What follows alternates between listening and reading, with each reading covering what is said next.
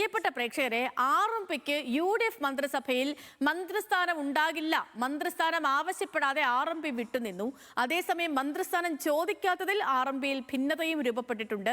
പ്രസാദ് ഉറുമ്പശ്ശേരി വിവരങ്ങളുമായി ചേർന്നുണ്ട്. പ്രസാദ്, ഇപ്പം മന്ത്രിസഭാ രൂപീകരണ ചർച്ചകളൊക്കെ തുടങ്ങുന്ന സമയത്ത് സമൂഹത്തിന്റെ പല ഭാഗങ്ങളിൽ നിന്നും പലരും കെ രമയ്ക്കൊരു മന്ത്രിസ്ഥാനം കൊടുക്കേണ്ടതാണ്, കൊടുക്കുമോ എന്ന രീതിയിൽ ചർച്ചകൾ ഉണ്ടായിരുന്നു. ഏറ്റവും ഒടുവിൽ മന്ത്രിസ്ഥാനം കിട്ടിയില്ലെങ്കിൽ ഒരു സ്പീക്കർ സ്ഥാനത്തേക്കോ ഡെപ്യൂട്ടി സ്പീക്കർ സ്ഥാനത്തേക്കോ എങ്കിലും രമയെ പരിഗണിക്കണമെന്ന ആവശ്യം പോലും സമൂഹത്തിന്റെ പല ഭാഗങ്ങളിൽ നിന്നും ഉയർന്നു. പക്ഷേ ജനാധിപത്യ സ്വഭാവമുള്ള പാർട്ടി അക്കാര്യം കണ്ടില്ല എന്ന് തോന്നുന്നു. ആർ.എം.പി ആവശ്യപ്പെട്ടില്ല, ആർ.എം.പിക്ക് സ്ഥാനങ്ങളുമില്ല. ഇപ്പം ആർ.എം.പിയിൽ തന്നെ ഉയരുന്ന ഒരു വികാരം എന്താണ്?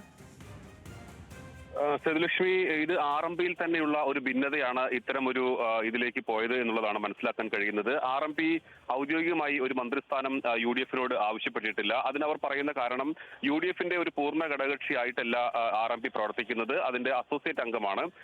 അതായത് ഘടകകക്ഷി എന്ന് നേരിട്ട് പറയാൻ കഴിയില്ല. ആ ഒരു സാങ്കേതികത്വം കൊണ്ടാണ് മന്ത്രിസ്ഥാനം ആവശ്യപ്പെടാത്തത് എന്നുള്ളതാണ് ആർ.എം.പിയുടെ നേതൃത്വം പറയുന്നത്. എന്നാൽ കെ രമയെ പിന്തുണയ്ക്കുന്ന വിഭാഗം പറയുന്നത് മന്ത്രിസ്ഥാനം ആവശ്യപ്പെടണമായിരുന്നു.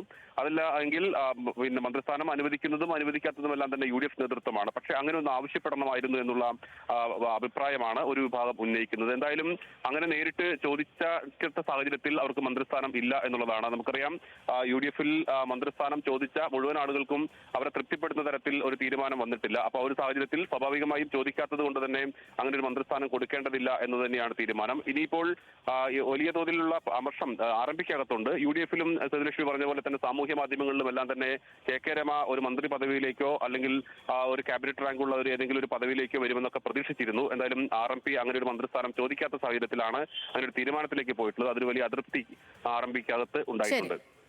ശരി പ്രസാദ്, ശരി. അപ്പം ആർ.എം.പിക്കുള്ളിൽ നിൽക്കുന്ന കാര്യങ്ങൾ പറയുകയായിരുന്നു പ്രസാദ് ഉറുമ്പശ്ശേരി. ഇനി